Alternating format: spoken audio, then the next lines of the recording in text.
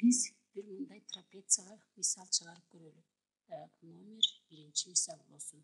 Трапециянын чоң негизи 2,7 сантиметр, каптал жагы 1 метр, алардын арасындагы бурч 60 градус болсо, кичине негизин тапкыла дейт. А дегенде трапеция дегенин эмне экендигин эске салып алалы. Карама каршы жаткан эки жагы параллель, калган эки жагы параллель эмес төрт бурчтукту трапеция деп атачубуз. Демек, карама каршы жаткан эки жагы болгондо А жагы, А Б жагы, С А Б жагы Д С жагына параллель болуш керек экен дагы. Ал эми А Д жагы С Б жагына параллель эмес болуш керек экен. Биринчиден, экинчиден мында тең капталдуу деп аткандыктан анда параллель жактары негиздери деп аталат. Биз билебиз, параллель эмес жактары каптал жактары деп аталат. Бул трапеция тең капталдуу болгондуктан анда каптал жактары барабар болушу керек экен. Башкача айтканда А Д жагы Б С жагына барабар болуш керек экен. Андан тышкары ушул трапециянын чоң негизи дейт. Анда чоң негизи мынакей А Б жагы болуп турат. Анда ушунун чоң негизи барабар 2,7 метрге дейт. Ал эми каптал жагы 1 метрге дейт. Анда мына эки барабар каптал жактары 1 метрге барабар экен. Алардын арасындагы бурч 60 градуска дейт. Анда бул каптал жак менен негиздин ортосундагы бурч А бурчу бул 60 градуска барабар экен. Башкача айтканда мына жердеги бурчубуз, бул жердеги бурч 60 градуска барабар экен. Анда ушул шарт аткарылса дейт, кичине негизин тапкыла дейт. Кичине негизи Д Сга барабар. Демек ушул эмнесин табыш керек экен. Анда А бурчу берилип жаткандыктан, демек А бурчу катышкандай фигура керек болот бизге. Анда Д чокусунан А Б жагына перпендикуляр түшүрөлү. Себеби А бурчу берилип жаткандыктан мейли муну К деп коелу. Ошентип биз азыр бул трапециянын бийиктигин жүргүздүк. Анда муну азыр эмне кылдык? ДК түз сызыгын кесиндисин А Б жагына перпендикуляр кылып жүргүздүк. Демек ДК трапециянын бийиктиги болуп калды. Эсиңерде бар болсо, чокусунан карама каршы жагына түшүрүлгөн перпендикуляр бул бийиктик деп аталчу. Демек бийиктигин жүргүздүк. Анда эмне болду? Анда тик бурчтуу 3 бурчтук пайда болду. А К Д. Эмне үчүн бул тик бурчтуу 3 бурчтук дегенде, ушул 3 бурчтуктун К бурчу 90 градуска барабар. Себеби ДК кесиндисин биз перпендикуляр кылып түшүргөнбүз. А перпендикуляр болгондо 90 градустук бурч менен кесишет. Эми ушул 3 бурчтуктан А бурчу белгилүү болду, К бурчу 90 градус болду. Демек анда Д бурчун таап алсак болот экен. Бурч Д барабар. Эгерде анда А бурчу Д бурчун табыш үчүн 90 градустан 3 бурчтуктун ички бурчтарынын суммасы 180 градус. Анда мына эки жердеги К бурчуна 90 градус кеткенден кийин А бурчу менен Д бурчуна дагы 90 градус калат. Анда Д бурчун табыш үчүн 90 градустан 60 градусту алып салабыз. Барабар 30 градус калды. Анда эгерде Д бурчу 30 градус болсо, мына бул жерде бурчту таап алдык 30 градус деп. Анда мындай теорема же болбосо эреже өтүлгөн болчу. 30 градустук бурчтун каршысында жаткан катет гипотенузанын жарымына барабар деп. 30 градустук бурчтун каршысында жаткан катет биздики АК, ушул АК катети гипотенузанын жарымына барабар экен. Гипотенузабыз АД ошонун жарымына барабар экен. Анда АК катети гипотенузабыз АД ады бул деген мына жерде турат, ады бирге барабар болчу. Демек 1 бөлүнгөн 2 барабар 0,5 барабар экен. Так, анда бул жерди тапкандан кийин бизге ДЦ жогорку негизин тапкыла деген. Анда С чокусунан дагы бийиктик жүргүзөлүк. Чокуна бийик жүргүзөлүк. Башкача айтканда АБга дагы эле перпендикуляр тургузалы. Муну деп коелу.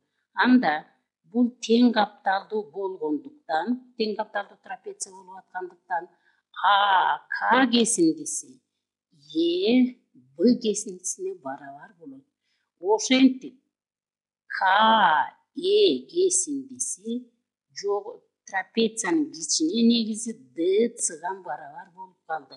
Biz ДЦны тапкандын ордуна КЕни тапсак жетиштүү болот экен. КЕни кантип тапсак болот? КЕ кесиндисин АД негизинен алып ташташ керек экен. АКга ЕДны кошуп туруп, ЕБны кошуп туруп барабар АД берилишинде АБ кесип болу, могу жер АД эмес, Б экен. АБ берилишинде 2,7 деп берилген. 2,7 минус АКга биз кошот экенбиз ЕБны. АК менен ЕБ барабар. Мына АК менен ЕБ барабар. АК болсо 0,5, 0,5ке 0,5ти кошсок 1 болот дагы барабар 1,7 болот. Ошентип биз сурап аткан ДЦ кесиндиси мына жерде ДЦ КЕ кесиндисине барабар болуп турган. Биз могу жерден ЕК кесиндисин тапканбыз. Демек 1,7 метрге барабар болду. Эсептин чыгарышында мунун бирдиги жазылбайт. Мындай эрежени билесиңер, жообун жазып жатканда гана эмне жазылат? Бирдик 1 метр болду. Эми 4 бурчтуктун дагы бир түрү болгон, ромбко мисал чыгарып көрөлүк. Анда дегенде ромб деп эмнени айтабыз? Ошону эстеп алалы. Номер 2 болсун. Ромб деп бардык жагы барабар параллелограммды ромб деп айтабыз. Демек анда сүрөттөгү А, Б, С, Д 4 бурчтугунда мына жердеги А, Б, С, Д 4 бурчтугунда бардык жактары барабар болот экен. Бул эсепте мындай дейт. Ромбтун диагоналдары анын жактарынын бири менен түзгөн бурчу 4 катышкан 5 катышындай катышса ромбтун бурчтарын тап дейт. Так, демек мында диагонал деген сөз катышты. Диагонал деп эмнени айтчу элек?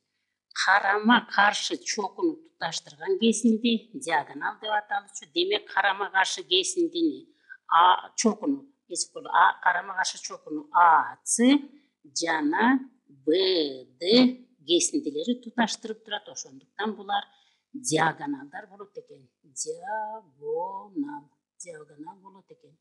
Анда эми маселенин берилишинде мындай дейт. Ушул диагоналдар ромбтун бир жагы менен дейт. Демек каалаган жагын алсак болот. Келгиле азыр АБ жагын алалы. Мынакей АБ жагын алсак, анда кайсыл бурч пайда болду? Анда могул бурч пайда болду, анан мунабул бурч пайда болду.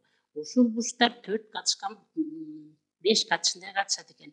Эсептөөгө ыңгайлуураак болсун үчүн келгиле могу бурчту альфа деп белгилеп алалы, бул бурчту бета деп белгилеп алалы. Анда альфа бурчунун бета бурчуна болгон катышы 4-түн 5ке болгон катышындай катышат дейт. Андай болсо ромбтун бурчтарын тапкыла дейт. Ромбтун бурчтары бул параллелограмм болгондуктан карама каршы бурчтар барабар болот. Башкача айтканда, ушул ромбтогу А бурчу С бурчуна барабар болот дагы, Б бурчу Д бурчуна барабар болот. Демек биз жерден 2 гана бурч табуу жетиштүү экен. Анда келгиле мейли А бурчун табалык, анан дагы бир бурчту табалык, бурч Бны табалык. Муну кандай кылып чыгарабыз? Өткөндө параллелограммды өтүп жатканда, параллелограмм жөнүндө сабак болуп жатканда айтылган эле. Эгерде 4 параллелограммдын бир жагына жанаша жаткан бурчтардын суммасы 180 градуска барабар деп. Аны пайдалансак да болот. Же болбосо мына бир эки жердеги диагоналдын кесилишин О деп белгилесек, баардан кыскасы 3 бурчтук АОБны пайдалансак болот. Бул тик бурчтуу 3 бурчтук. Себеби ромбдун диагоналдары өз ара перпендикуляр болот. Башкача айтканда АС перпендикуляр болот БДга. Анда булар перпендикуляр болсо, мына жердеги бурч тик бурч болот, Анда альфа бурчуна бета бурчун кошкондо 90 градус болуш керек. Себеби 3 бурчтуктун ички бурчтарынын суммасы 180 градус. Бул жерге 90 градус кетсе, калган 2 бурчка 90 градус калат. Ошентип, андан тышкары эми альфа катышкан бета барабар 4 катышкан 5 бул бериштин шартында турат. Анда ушул эки барабардыкты пайдаланып таап алсак болот экен. Экинчи барабардыктан же болбосо пропорциядан өзүңөр көрүп турасыңар, пропорцияда четки мүчөлөрдүн көбөйтүндүсү ортоңку мүчөлөрдүн көбөйтүндүсүнө барабар болот. Демек анда четки мүчөлөрүн көбөйтсөк 5 альфа болот, барабар ортоңку мүчөлөрүн көбөйтсөк 4 бета болот. Мейли мындан альфаны, беттаны кайсынысын тапсак биз үчүн баары бир, мейли альфаны тапсак анда 4 беттаны альфанын коэффициенти 5ке бөлөбүз. Ошентип, мына бир экини мен биринчи барабардык деп коеюн, бул бизге керек болуп атат. Биринчи барабардыктагы альфанын ордуна коелук. Альфанын ордуна 4 бета бөлүнгөн 5 плюс беттанын өзүн жазабыз барабар 90 градус. Бул жерде бөлчөктү көрүп калдык, демек жалпы бөлүмгө келип бөлчөктөн кутулалык. Жалпы бөлүмү 5 болот, анда 5ти 5ке бөлгөндө 1ден, 1ди 4 көбөйткөндө 4 беттага көбөйтсөк 4 бетта болот, плюс 5 бетта барабар 90ду дагы 5ке көбөйтөбүз, 450 болот. 450 градус болот. Эми бул жерден 4 беттага 5 беттени кошсок 9 бетта болот, барабар 450. Бул барабардыктан беттаны оңой эле таап алат экенбиз. Бетта барабар 450 градусту 9га бөлөт экенбиз. Ошентип издеп аткан бир бурчубуз табылды. Бетта барабар 50 градус болду. Эми альфа калып калды. Альфаны анда могу мен экинчи барабардык деп коеюн. Экинчи барабардыктагы беттанын ордуна коебуз. Анда альфа барабар 4 бетта деп, беттаны азыр эле таптык 50 деп, бөлүнгөн 5 барабар 4-тү 50ге көбөйтсөк 200, 200дү 5ке көбөйтсөк көрүп турасыңар 40 градус болот экен. Ошентип бизде бурч Аны жана бурч Бны табууга талап кылынган. Анда бул бурчтарды таба турган болсок, бурч А барабар бул ромбдун диагоналы бурчтун дагы биссектрисасы болуп эсептелинет.